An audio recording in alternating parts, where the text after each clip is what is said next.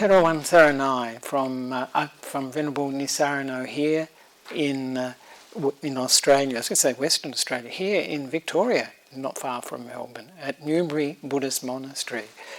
And just as a little introduction, I'll just say what a year this has been, 2020, hasn't it, for everyone. It's been a year of uncertainty, a year of difficulties for many people. And of course, this uncertainty, this unreliableness, is part of anicca, or anitya, as we say in Sanskrit and in Sinhala. So now I've been in Australia for 1 year, been here for 1 year, but maybe after Vasa this year I will be able to visit Sri Lanka, come back to Sri Lanka. But we have to see what happens. These plans are only provisional, aren't they? And of course everything, as I mentioned, is unpredictable, unstable and unreliable. And we're getting a big teaching in this year. And today we're recording this desana on Christmas Day. And I've been asked to give a desana, a Dhamma desana, about tolerance and respect. Tolerance and respect. So I'd like to start with the Namo Tassa. Namo Tassa Bhagavato Arahato Samma Sambuddhassa. Namo Tassa Bhagavato Arahato Samma Sambuddhassa. Namo Tassa Bhagavato Arahato Samma Sambuddhassa. Buddhang Dhammang Sanghang Namasami. Sadhu, sadhu, sadhu. And now I'll begin with a gatha. This is not a very inspiring gatha, but when you hear the translation. Putu Sando Samajano Nabalo Kochi Manyata Sangasasmin Pijamanasmin Jnanang Bio Amanyang Amanyarang Parimutta Pandita Basa Vacha Gochara Bhanino Yavichanti Mukhayamang Yena Nita Natang Vidu. Sadhu, sadhu, sadhu. This is verses spoken by the Buddha, and I'll explain them in a minute. But the verses are quite a striking ones, and when you understand the context of the Lord Buddha speaking these words, you can appreciate them. When many voices shout at once, none considers himself a fool. Though the Sangha is being split, none thinks himself to be at fault. They have forgotten thoughtful speech. They talk obsessed by words alone. Uncurb their mouths, they yell at will. None knows what leads them to act so. So of course, I think people will be familiar with the dispute at Kosambi. This is where the Lord Buddha was, and a Vinaya dispute had arisen amongst the local monks, a dispute between the Vinaya teacher and the Dhamma teacher, which divided the community, and the community was arguing and wounding each other with verbal daggers, the the scriptures say. And so the Buddha addressed them, and I presume he was scolding them, but he had told them to stop this arguing, stop the wounding each other with these verbal daggers. But a monk said to the Buddha, the Lord Buddha, that he should abide in a pleasant abiding and not be concerned with this quarrel, and that they alone would be responsible for the results of this quarrel. And so pleasant abiding, of course, is usually associated with deep meditation, with the dhyanas. So the Lord Buddha left Kosambi, realizing there was nothing to be done there, and he recited these verses amongst, there's a few more verses about that appear in the Dhammapada, about he abused me, he beat me, he robbed me, those verses.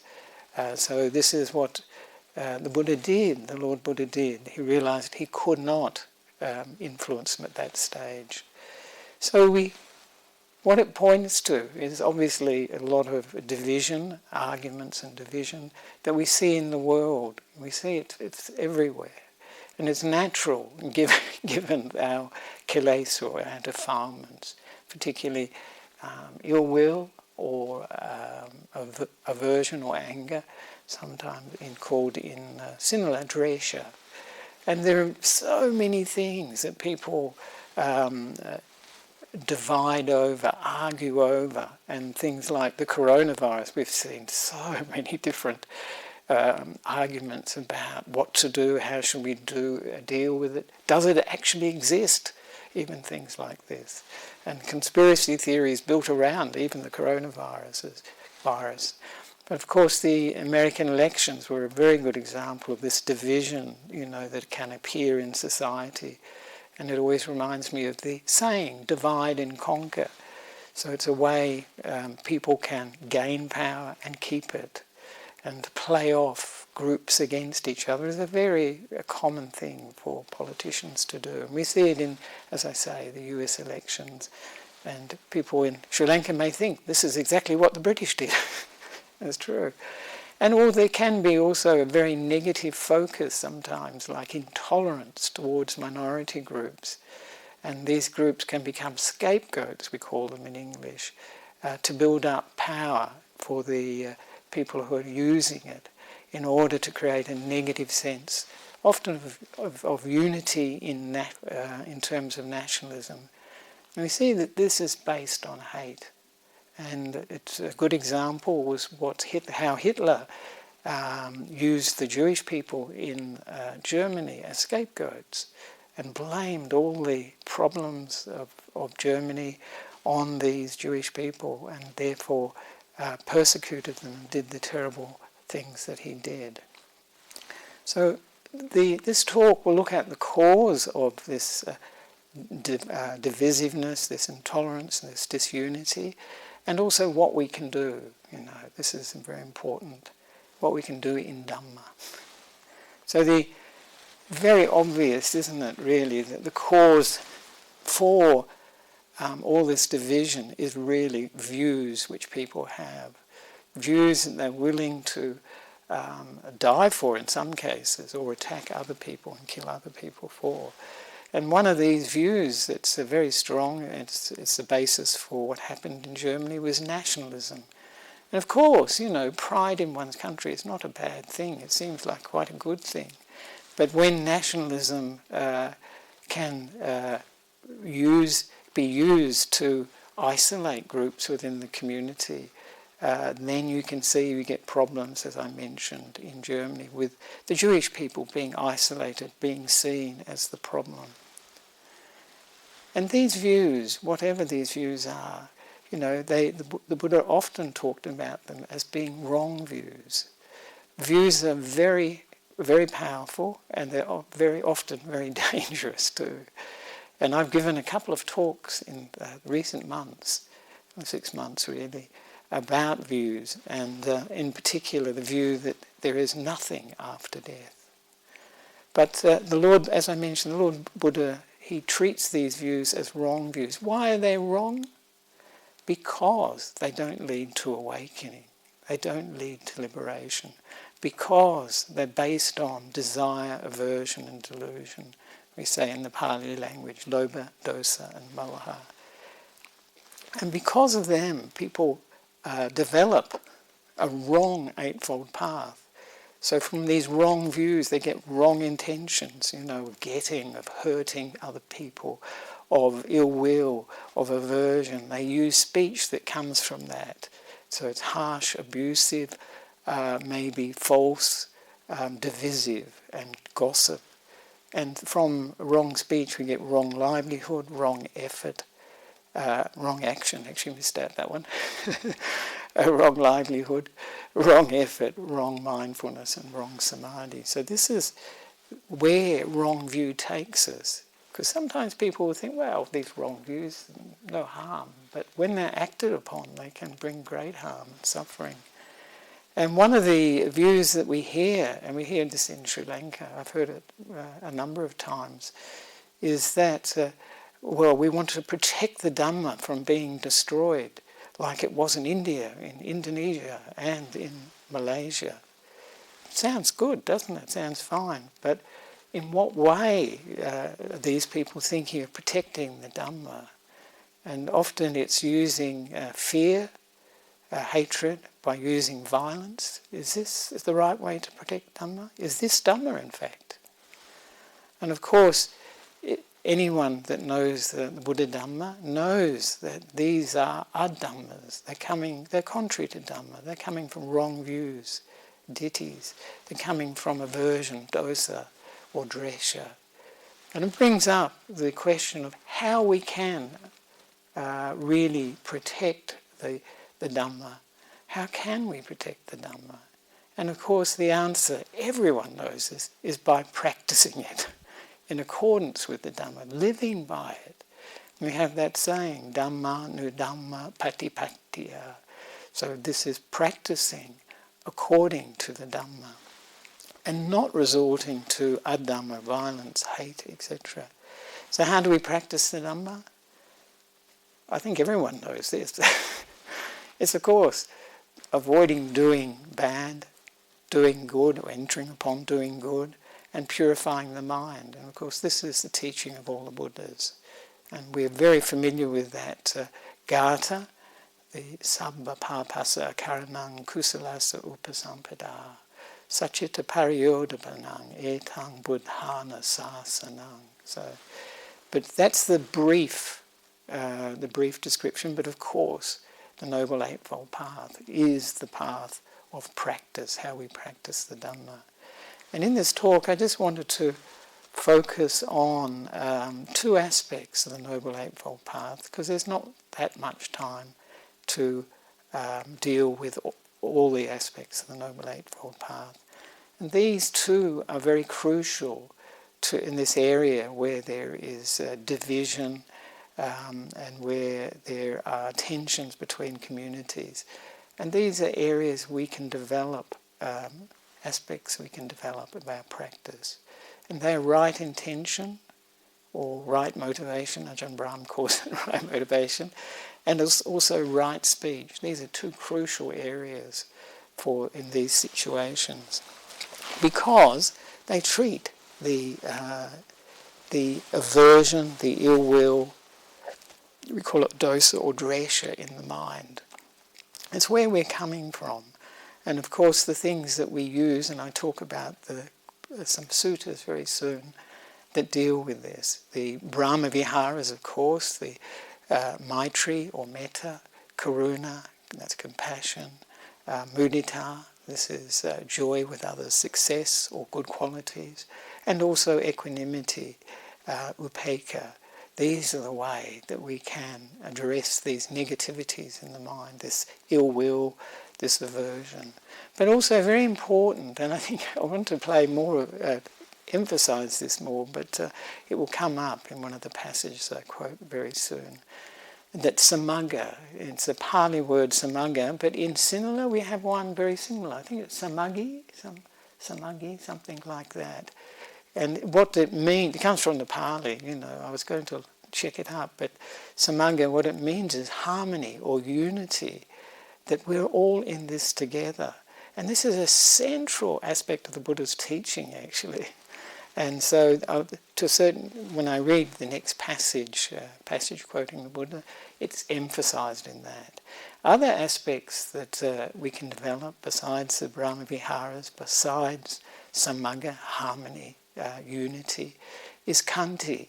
Khanti is patience or tolerance.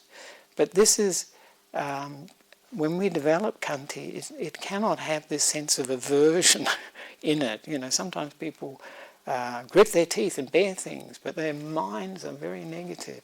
But khanti, if it's real khanti, doesn't have this negativity in it. It's got a sense of loving kindness towards ourselves, at least. And the other aspect mentioned in the title for the talk too is respecting other people and accepting differences between people, because we know all beings, basically we share the same desire for love, loving kindness and happiness, friendliness. I always notice in the sutras, I like it actually, it's something that I've seen over and over again, how the Lord Buddha, he often talks about people as dear this or dear that. And some of these characters are very, we could say bad characters or unpleasant characters, but he still calls them dear. It's quite a nice thing that you see. So I'd like to continue where I left off, talking about the Kosambi Sutta, because in the Kosambi, disputing Kosambi, in another sutra by the Lord Buddha, Upakalesa Sutra, he talks about the dispute in Kosambi, and then afterwards how he went to visit Venerable Anuruddha and his two companions. And I'd like to quote a little bit from that, because it says so much about, how we heal division, how we bring this sense of harmony and unity, how we develop this sense of tolerance. And this and the next sutra that I mentioned will focus on that. And the Lord Buddha says, I hope, Anuruddha, that you are all living in concord, this is samaga, with mutual appreciation, without disputing, blending like milk and water, viewing each other with kindly eyes. Isn't that lovely? Blending like milk and water and viewing each other with kindly eyes. I think it's called Chaku Piya, something like that, Chaku Piya, very nice. And of course, Venerable Anuruddha answers that they're dwelling like this. But of course, the Buddha Lord Buddha doesn't leave it at that. He says, but Anuruddha, how do you live thus? Blending like milk and water. And he says, Venerable Sir, as to that, I think thus. It's a great gain for me. It's a great gain for me that I am living with such companions in the holy life. I maintain bodily acts of loving kindness towards these venerable ones, both openly and privately. I maintain verbal acts of loving kindness towards them, both openly and privately. I maintain mental acts of loving kindness towards them, both openly and privately. I consider, why should I not set aside what I wish to do and do what these venerable ones wish to do? Then I set aside what I wish to do and do what these venerable ones wish to do. We are different in body, Venerable Sir, but one in mind. Isn't that lovely? That's beautiful. It is very, it goes to the heart when you hear that, actually. And of course, the secret is, obviously the way they can live together is through this loving kindness, maitri or metta. But not only when they're together, that's in public, you'd say, but also when they're private, when they're back in their huts or when they're meditating in the forest, wherever they are. So this is the important thing, to develop it, and to develop it not only on the cushion. We often have the idea, metta meditation or loving kindness meditation, maitri, we do on the cushion. But of course, we have to do it through body, speech and mind, all three actually. The mind, doing it through the mind is good because we recondition ourselves, so we condition the mind, create the habit, the tendency for this loving kindness to come up and reduce the negative qualities of ill will or aversion within ourselves. But when we develop this in the mind, it has to come through our speech and through our actions. If it doesn't, there's something a bit strange going on. So this is an important aspect of it. And also we see when the Venerable Anuruddha mentions putting aside what he wishes to do in order to do what the other venerables wish to do, the other two monks. And that shows too a crucial aspect of a lot of the conflicts, a lot of the disunity and division come through this sense of self, what I want, what I need, and not thinking of the other person. And then, of course, he ends with, we are different in body, Venerable Sir, but one in mind. And that's lovely.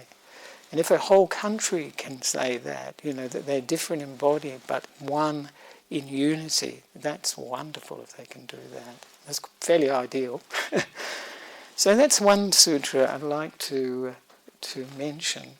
And the next one actually covers how we deal with removing resentment. And it covers some of the same ground, but it's a very comprehensive list that the Lord Buddha gives. And it's only a short sutra, so it's well worth contemplating. And this is called Removing Resentment. Removing Resentment. And it's from the numerical discourses, we call them the Anguttara Nikaya, in the Book of the Fives. And it's Sutra 161. That's number 1 of that. And here the Lord Buddha says, bhikkhus or monks, there are these 5 ways of removing resentment, by which a bhikkhu should entirely remove resentment when it has risen within himself towards anyone. I've added within himself, actually, because it's not obvious in the text, but I explain that. What 5? So these are the 5 methods for removing resentment. One should develop loving kindness or maitri within oneself or himself for the person one resents. In this way, one should remove the resentment towards that person.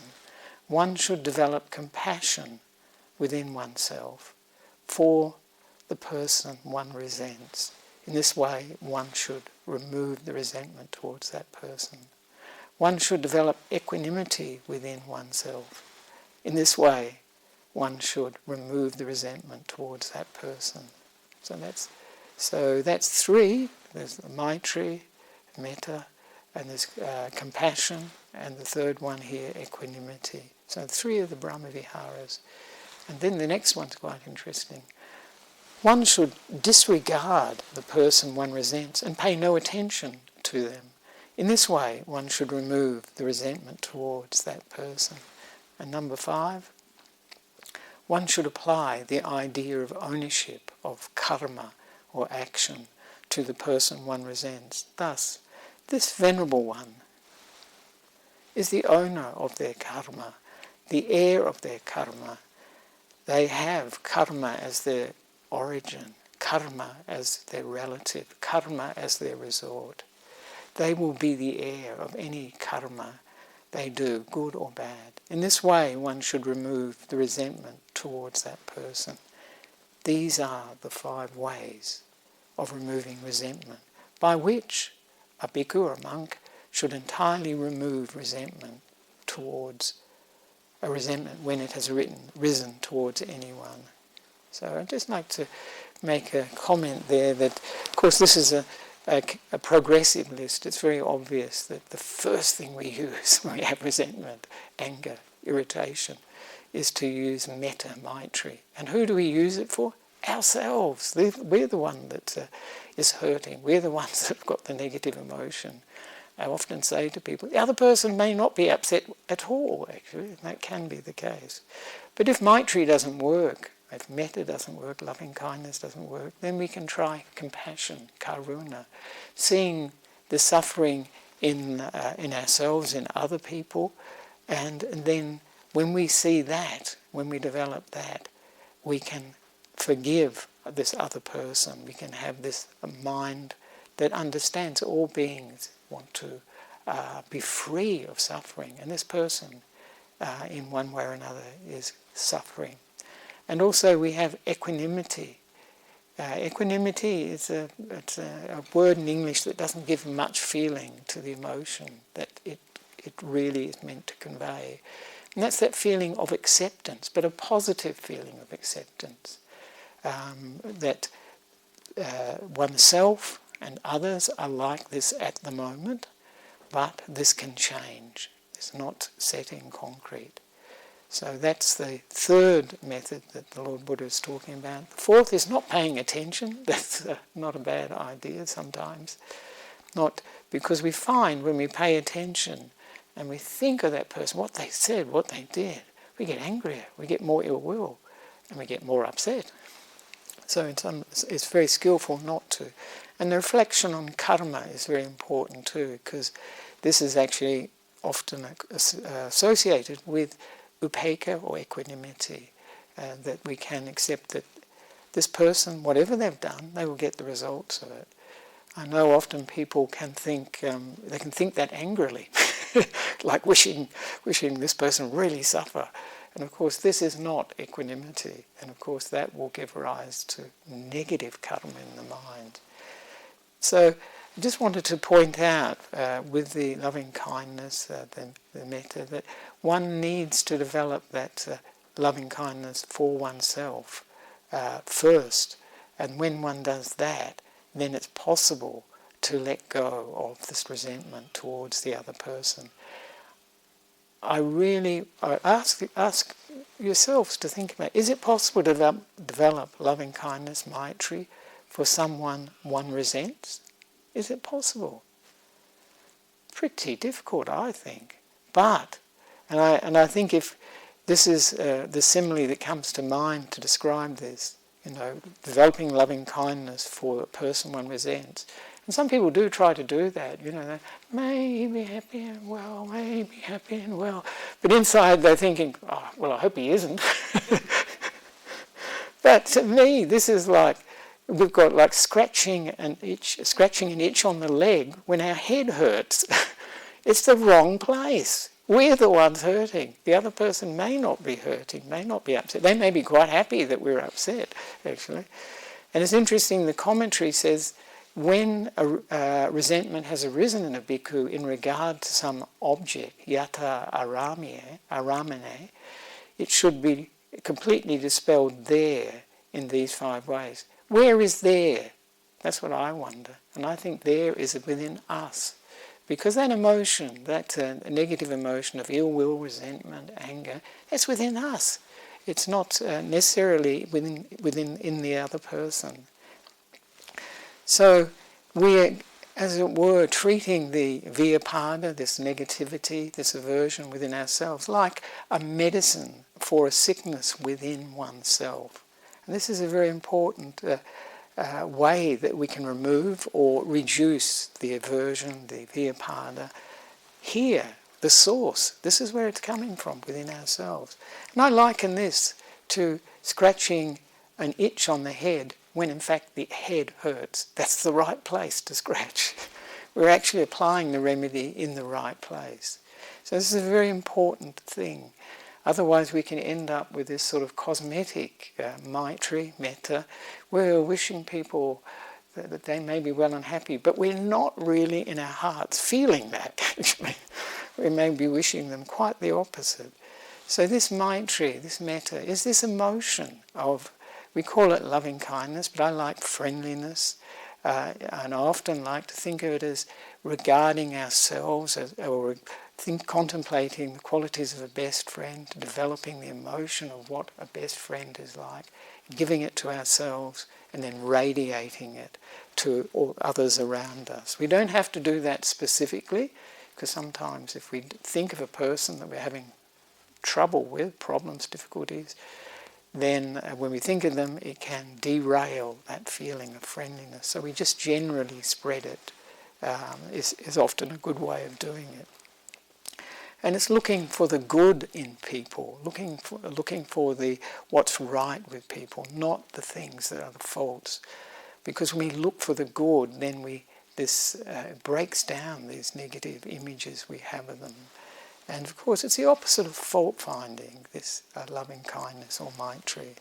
And we can use it, as I said, we're using it here in this instance I'm talking about, to deal with the ill will that we're feeling. But we can use it for any of the emotions, difficult emotions or physical tiredness that we have. If we have tiredness or grumpiness, we can give it maitri to that emotion or that experience. And we can use it in the meditation, use it towards the body when we start the meditation, use it towards the present moment, and use it towards the breath. And when we do this, it really makes the breath, or whatever the object is, very beautiful. So this is how we can use loving kindness. And of course, as I mentioned before, we need to practice it by body, speech and mind, as mentioned in the sutra before, with that Venerable Anuruddha. So this is a very important way we can do it. But I mentioned too, and time is getting on, the right speech. And this is very important, because when there are divisions in the community, when there's one group against another group, it's the speech, whether it's written or whether it's spoken, sometimes it's visual, because these days on the internet you can hear people saying bad things about others, they write bad things about others, and they put videos up about others that put them in a very bad light. So when we're talking about wrong speech or abandoning wrong speech, creating right speech, this is very important in these situations. So I'll just read from the sutras. This is from the Kandaraka Sutra in the Majjhima Nikaya, number 51. So it gives you a sense of how important right speech is. It's where all the problems come from, actually, between people, between communities. So here we go. Abandoning false speech, one abstains from false speech. One speaks truth, adheres to truth, is trustworthy and reliable. One who is no deceiver of the world. That's very important, actually. People can rely on our speech. Abandoning malicious speech. One abstains from malicious speech. This is like talking badly about people. One does not repeat elsewhere what one has heard here in order to divide those people from these. Nor does one repeat to these people what one has heard elsewhere in order to divide these people from those. If you can follow that. Thus, one reunites those who are divided. One is a promoter of friendship who enjoys concord, harmony, samaga, rejoices in concord. I think it's samaga arama. Delights in concord, a speaker of the words that promote concord, samaga, harmony. Abandoning harsh speech, one abstains from harsh speech. One speaks such words that are gentle, pleasing to the ear, and lovable as to go to the heart, that are courteous, desired by many, and agreeable to many. Abandoning gossip, they abstain from gossip. One speaks at the right time. One speaks what is fact. One speaks what is good. One speaks on the Dhamma and the discipline. At the right time, one speaks such words that are worthy of recording, reasonable, moderate, and beneficial. Wonderful, isn't it? That's lovely. And so they're very important aspects when we get these divisions, whether, as I said, they're on the internet, on the television, they're in the newspapers, wherever we find them. First, that we abstain from false speech, we stick to the truth. And we abstain from malicious speech, and which slanders other people, and divisive speech, trying to divide people. This is what's the essence of the heart of the matter, is this divisive speech. And instead we promote this speech which brings people together, it reunites people, it promotes friendship, and it brings concord or harmony, rejoices, and the person rejoices in this harmony, delights in it. And harsh speech we abandon too. And it's interesting too, because gossip is, sometimes people think, there's no harm in gossip really, but there is actually, can be a lot of harm from gossip. So these are areas that I just like to emphasize, this right intention, samma sankappa, and also right speech, samma vacha. These are very important in these situations when there's division. And this is our contribution can be to come from a good intention, from right intention or right motivation, and use right speech, not inflame the situation.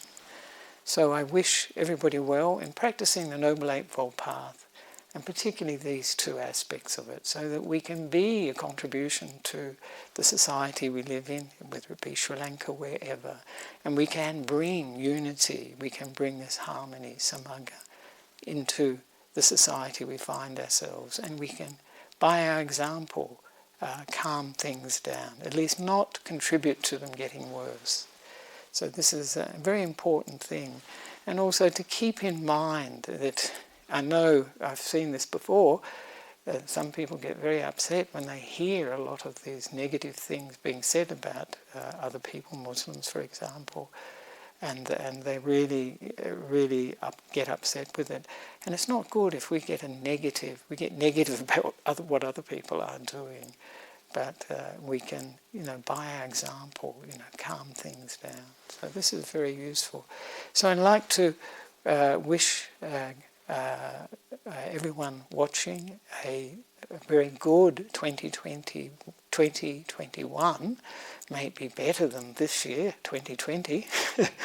It may be a peaceful year, and a year when we can progress physically, materially, as well as spiritually. Very important spiritually, because where we're coming from will determine whether there's harmony, whether there's unity in our society. It's where we're coming from. This is so important.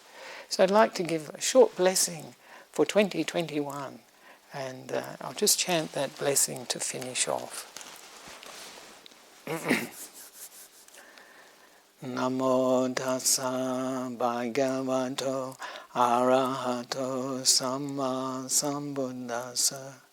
Namo tassa bhagavato arahato samma sambuddhassa. Namo tassa bhagavato arahato samma sambuddhassa. Sakkatva buddha ratanang osadang uttamang varang hitang deva manusanang buddha tejena sotina nasantu pandava samme dukkha vupasamintu te. Sakkatva dhamma ratanang osadang uttamang varang parila upasamanang dhammate jena sotina nasantu pandava sambe bhaya vupasamintu te. Sakkatva sangaratanang osadang uttamang varang ahunayang pahunayang dhammate jena sotina nasantu pandava sambe roga vupasamintu te. Yang kinchi ratanang loke vijjati vividha putu ratanang buddha samang nati tasma soti bhavantu te. Yang kinchi ratanang loke vijjati vividha putu ratanang dhamma samang nati tasma soti bhavantu te. Yang kinchi ratanang loke vijjati vividha putu ratanang sangha samang nati tasma soti bhavantu te. Nati me saranang anyang buddha me saranang varang etena sachavajena hotu te jaya mangalam. Nati me saranang anyang dhammo me saranang varang etena sachavajena hotu te jaya mangalam. Nati me saranang anyang sangho me saranang varang etena sachavajena hotu te jaya mangalam. May you abide in well-being, in freedom from affliction, in freedom from hostility, in freedom from ill will, in freedom from anxiety, and may you maintain well-being in yourselves. Sadhu, sadhu, sadhu. And thank you to all who are watching this and to those that have made this possible, particularly Venerable Santa, Ayya Santa, one of the nuns here at Newbury Buddhist Monastery. And we have a community here watching or listening to this talk here on Christmas Day 2020. So all the best to you from Venerable Nissarano from Australia.